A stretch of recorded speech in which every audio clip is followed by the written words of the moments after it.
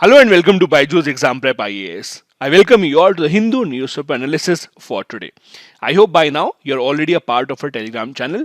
If that is not true, you can still use the link given in the description of the video to become a part of the Telegram channel to get all the latest current affairs updates about the UPSC examination. Now let's begin with the very first article that has been written to commemorate the Constitution Day of India that is observed every year on November 26th. So as you know, yesterday was the Constitution Day of India, which is observed because 26th of November 1949 was the day that the Constituent Assembly of India adopted the Indian Constitution. Now, to commemorate this occasion, there was a grand event that was hosted by the Supreme Court, which saw participation from the Prime Minister, the President, the Attorney General, and many other dignitaries. It is in this particular event that the Prime Minister and the President, both of them, lauded the role of women members of the Constituent Assembly of India. The Prime Minister said that our Constitution is open, futuristic, visionary, and is centered around youth. In our Constituent Assembly, there were 15 women members, and each of them played a stellar role. In fact, he also took the name of Dakshayani Vilayudhan, who belonged to a marginalized community and made very important contributions in all the debates, especially about the rights of the oppressed classes. Then he also took examples of some other prominent women members of the Constituent Assembly. The President of India, on the other hand, stressed on the fact that the constitutional values have to be followed no matter what. The President of India said that the Constitution of India focuses on the doctrine of separation of powers and functions between the three organs of the state: executive, legislature, and judiciary. Over the years, there have been a lot of talks of these organs interfering in each other's working, but that should not happen. As you know, the judiciary has often been accused of coming into the realm of the legislature and making a lot of laws that they should not do. Judiciary, on the other hand, says that the government, that is the executive, tries to interfere with the appointment of the judges. That is why they have been criticizing the collegium system. The president here has said that this should not happen and the three organs of the government should realize the separation of powers and the functions as given in the Constitution of India. The Chief Justice of India also highlighted the need for judiciary to reach out to the people. He said, rather than expecting the people to reach to the judiciary must develop confidence amongst the people and reach out to the people with its different ideas. The judiciary said that the marginalized sections were the first one to actually contribute in India's freedom struggle. They were the ones who fought against the British for their land, for their rituals and customs, and in today's India, they should not feel marginalized anymore. We should be thankful to them, and the judiciary and the government, both of them, have a responsibility towards them. Also remember, 26th of November, which is today celebrated as the Constitution Day, before 2015 it was actually observed as the Law Day. So it is now Constitution Day, but the same thing earlier was the Law Day. This is what the Prime Minister of the country posted on Twitter. This has also led to a lot of political debate where the opposition parties have actually said that the BJP did not have any contribution making of the constitution, but we'll refrain from going into that particular debate. Now, because this article mentions a very interesting theme, that is the role played by the women members in the Constituent Assembly, I also wanted to give you a few details about some of the very prominent members amongst those. For example, as the Prime Minister himself said, that the Constituent Assembly of India had 15 women members. Now, out of these 15, some of them were very well known. The one that was mentioned by the Prime Minister itself was Dakshayani Vilayudhan.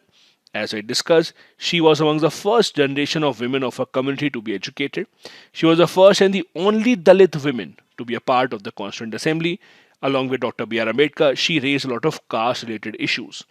Not just this, she was also one of the youngest members of the Constituent Assembly at 34 years only.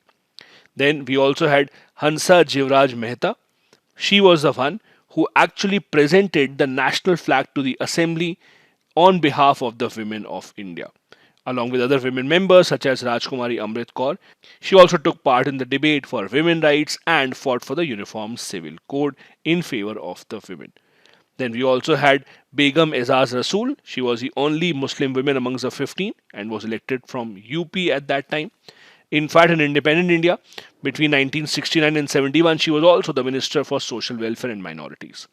Then we had the very famous member called Rajkumari Amrit Kaur, who came from the princely state of Punjab and is considered as a founder of AIMS, and also argued for complete autonomy for AIMS.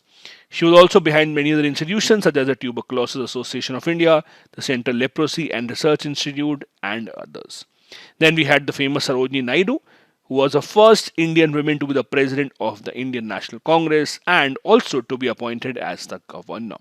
She was also a member of our Constituent Assembly. Now, the low representation of women has not really changed quite a lot. As you can see, out of all the members in the Constituent Assembly, there were only 15 women. The situation has not improved that much in the parliament. This is just to highlight the numbers of how many women members have we had in Rajya Sabha. As you can see here, hardly ever the number of women members in Rajya Sabha has actually gone even to 13%. If you look here, it has never touched 13%. This seems to be the highest participation. Even when you look at the Lok Sabha, the current Lok Sabha has 78 women members, close to 13%, which is in fact considered as a very, very big number. Because even before that, if you see the number of women members in the Lok Sabha and in the Rajya Sabha, they are very, very minimal. So this, yes, can be seen as a positive step. But if you actually see the total participation of women in the parliament and in the state legislature, this is far, far lesser than satisfactory. There was an amendment introduced to have women reservation in the parliament, that is 1/3 reservation, but it never passed, and that idea has been shelved for now. The next article that we have here is based on Mumbai measles outbreak. As you know, measles is a disease which is highly, highly contagious. It is spreading in many parts of India, specifically in Maharashtra and even more specifically in Mumbai.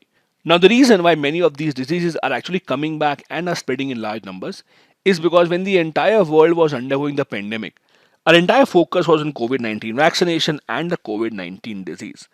We did not really pay a lot of attention to the other diseases. That is why in 2020 and 21, many people missed their vaccination for a lot of diseases. Even at the production level, the companies which used to produce vaccines for other kind of diseases, all of them diverted their production capacity to produce vaccines for nothing but COVID-19 only, which is why a lot of diseases are actually making a comeback. As per WHO data, 4 crore children globally miss their measles vaccines, and as a result of which, unfortunately, 1.28 lakh deaths of measles were seen in 2021. In Maharashtra this year, 538 measles cases have already come up, and there have been other cases from Bihar, Gujarat, Haryana, etc. Although we do have the vaccine of measles available and it makes a lot of difference, it is seen that unvaccinated children are at a 70% higher mortality risk as compared to vaccinated children. So this is one of those diseases that mainly targets the children only. As I said, because of the pandemic, the vaccination programs of most of the other diseases actually took a back seat, and that is why we saw the vaccine coverage coming down for measles as well. As you can see here, the measles vaccination coverage in the city was just 41.9%. Maharashtra is currently coming up with a program to now protect more and more children. Usually, the first dose of the measles vaccine is given between 9 to 12 months of age, after which it is followed by a second dose. Now, what is happening is the administration is deciding that all children between 9 months and 5 years will actually get an additional dose now, even though they might have gotten another dose earlier as well. So this dose will be in addition to the primary vaccination schedule of first and the second dose. This is considered as a kind of a booster shot, as we are seeing in COVID-19 vaccine as well. Now, these vaccines are considered to be very, very efficient. The efficacy is estimated to be 85% when the first dose is given and around 95% when the second dose is also given.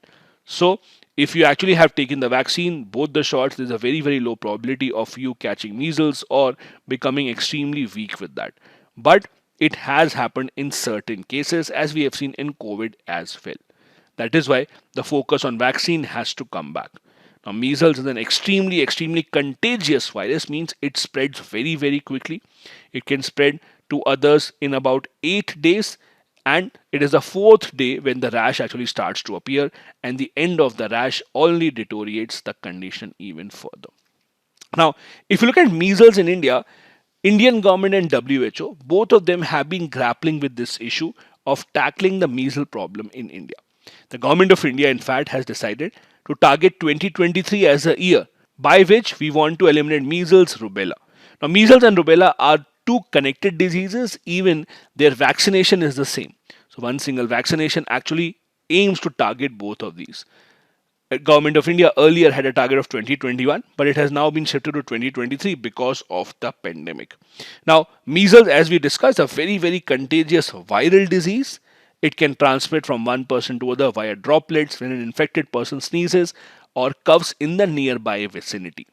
There are multiple symptoms that can be seen, such as high fever, runny nose, bloodshot eyes, and also Koplik spots. What are these? These are tiny white spots on the inside of the mouth, not very easy to recognize by common people. That is why visiting a doctor as soon as possible is always recommended.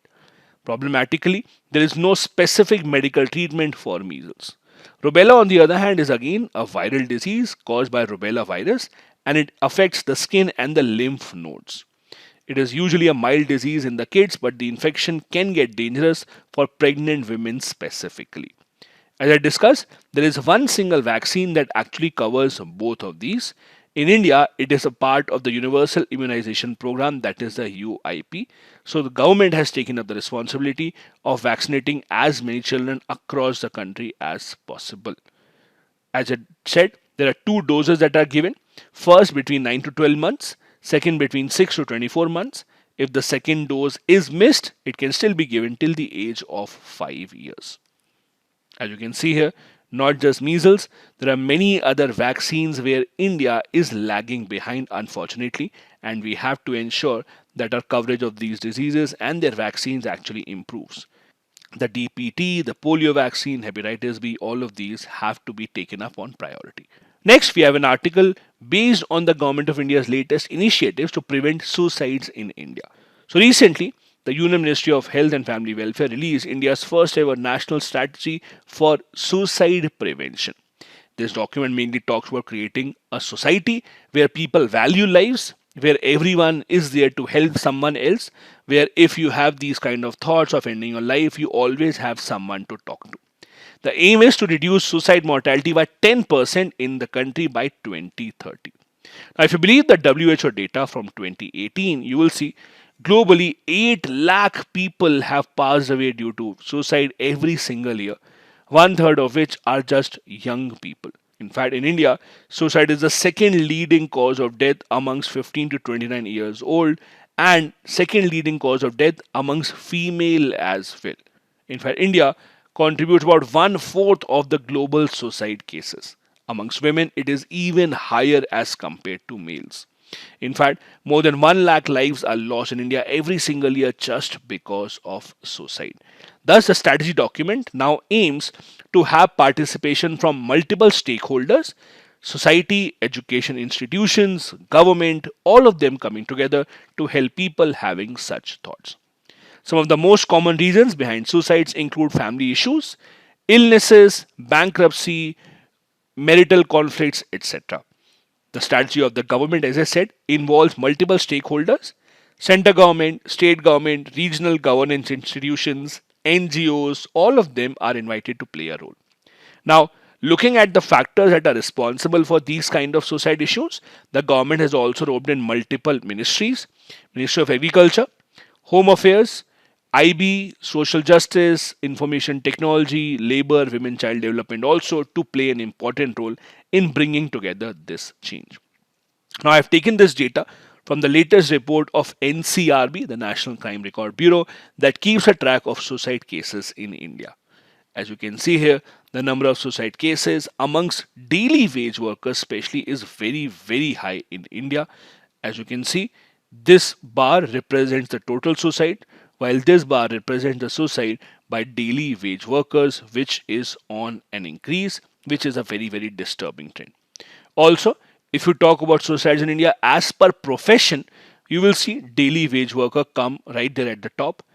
Housewives, interestingly, again, very high number of suicides. It can mainly go back to the issues of domestic violence or domestic abuse of different types.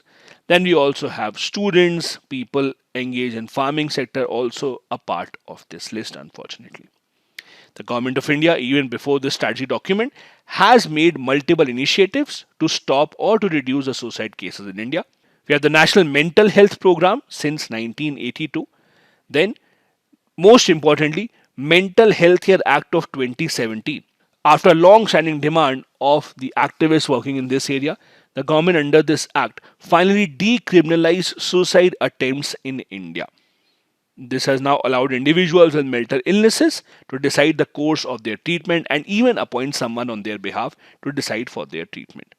Then we also have the Mano Darpan initiative, which aims to provide psychosocial support to students for their mental well-being if they are facing any kind of pressure. We have the Kiran helpline. If you have any thoughts about suicide, if you have any issues, any kind of crisis, you actually have a helpline number where you can call up. Also, because the number of suicide cases are seen to be much higher amongst the prisoners, for them also the Government of India has started something called e-Mulakat. It's an online platform using which relatives, friends, advocates of prisoners can book appointments and meet them so that they actually have someone to talk to. The next article that we have here is about the crisis in the Darjeeling tea industry in India. As you know, Darjeeling tea industry is famous not just in India but around the world. In fact, Darjeeling tea, which is also called the champagne of teas, was the first Indian product to get the GI tag in 2004. Now, if it is so famous around the world, what is the problem? The problem is that we are getting a tough competition from tea getting imported from Nepal. So what is happening is the tea in Nepal is not that high quality, but it is actually being disguised as Darjeeling tea. It is cheaper, so now that is grabbing the market of Darjeeling tea.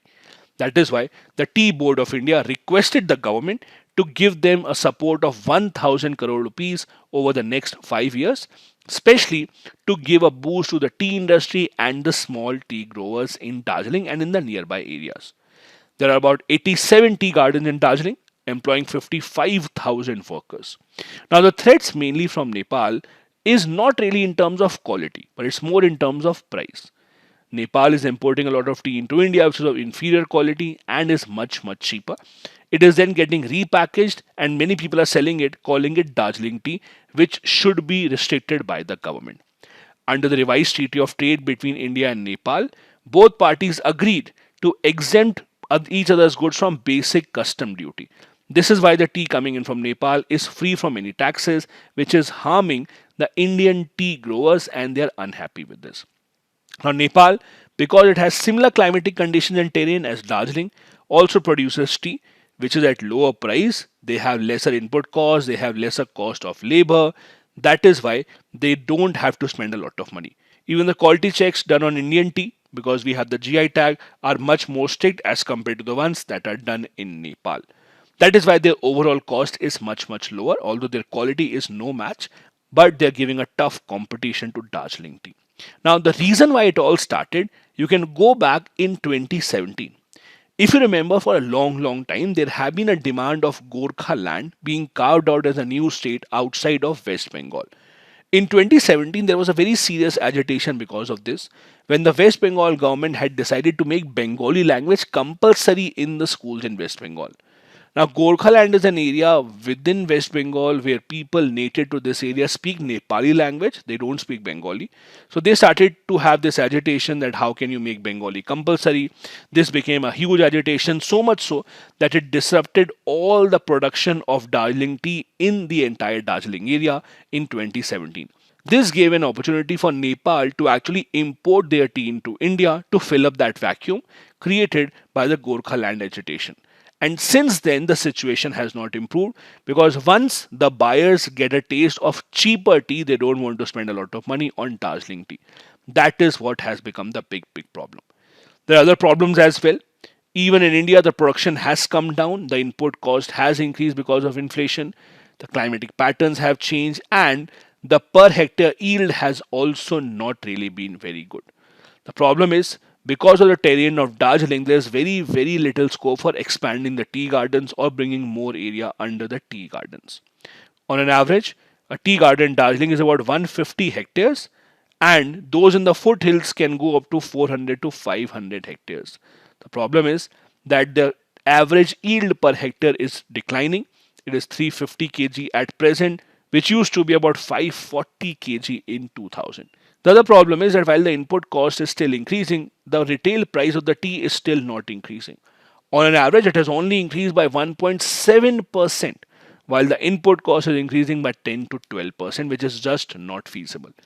That is why the Tea Board of India has been making a lot of demands from the government. Apart from demanding this financial package, they have also said that the government should restrict the import and distribution of cheap quality tea coming in from Nepal specifically. Also, the government should strictly regulate how can people just put a tag of Darjeeling tea if it is not even Darjeeling tea, it is coming from outside. Blending of these kind of teas should not be allowed. Now, there was a standing committee made by the parliament specially on this matter. The standing committee suggested the small tea growers should also be recognized as the GI registered producers. See, the GI tag that is being given to Darjeeling tea, it doesn't mean that anyone growing the same tea can call himself or herself the GI registered producer, because that also comes at a cost. You have to take licenses. So, in favor of the small tea growers, this should be made easier. They should also get the tag of producing GI registered products. That is also a suggestion given by the standing committee of the parliament. In fact, over half of the tea in the country today is produced by small tea growers, and they do deserve this kind of an appreciation from the government. Also, just to give you certain idea about the Indian tea industry, as you would know from the article by now, India mainly produces tea in the Assam Valley and in the Kutch region. Apart from that, it also grows in West Bengal. This is where Darjeeling is, Doars, Terai, and Darjeeling. These are the major tea producing regions in the country. India is the second largest producer of tea globally, and about 83% of our tea is grown in the northern part of the country only. But in the southern part, you can find certain tea being produced in Tamil Nadu, Kerala, and Karnataka as well. We don't just produce a lot of tea, we're also amongst the world's top tea consuming nations. As you know, tea is a part of a daily man's life in India. It is consumed in India multiple times every single day. India is well known for exporting tea around the entire world to countries such as Iran, Russia, US, UK, Germany, China, etc. Apart from the black tea, which is the major part of our export, about 96%, we also export regular tea, green tea, herbal tea, masala tea, lemon tea, etc. Mostly, the Tea Board of India has been given the responsibility of promoting India's tea industry. That is why they are the ones who are demanding for compensation from the government on behalf of the tea estates and the tea growers. The next article that we have here is that the industry experts in India have urged the government to establish India rare earth missions so that we can cut down our reliance on China.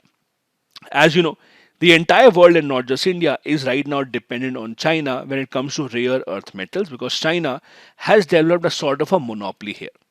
The rare earth metals are extremely important as the world is adopting more and more technology, producing materials based on semiconductors, smart cars, AI, etc.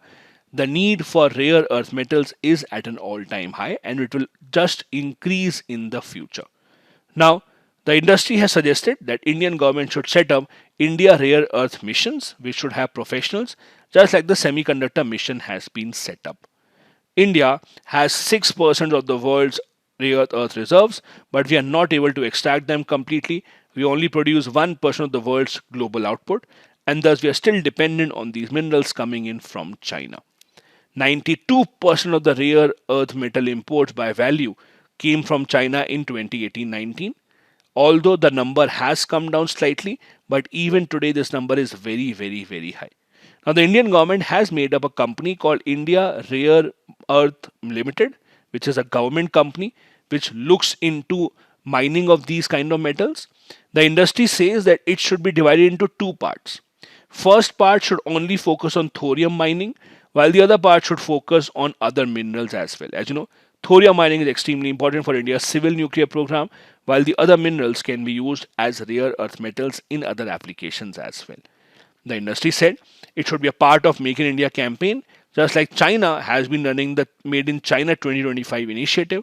We should also include rare earth metals in our Make in India campaign to give more of a boost to the industry and private sector who wants to come and enter this area. As I told you, there are multiple applications of these rare earth metals. There is cerium, yttrium, samarium, there is neodymium, scandium, all of these have multiple applications as you can see here. Just to give you an idea, in total there are 17 metallic elements that are considered as the rare earth metals, which have unique properties. They are magnetic, luminescent, they have electrochemical properties as well, and are used in a lot of modern technologies, including laptops, computers, networks, communication, defense, etc. Now, the interesting part is they are not called rare earth because they are rare to find. They are called rare earth because it is very difficult to extract them from their oxide form. So they are found in large quantity, but mainly in their oxide form. To convert from oxide form to just the metal, that is very difficult. And that is why they are called the rare earth metals.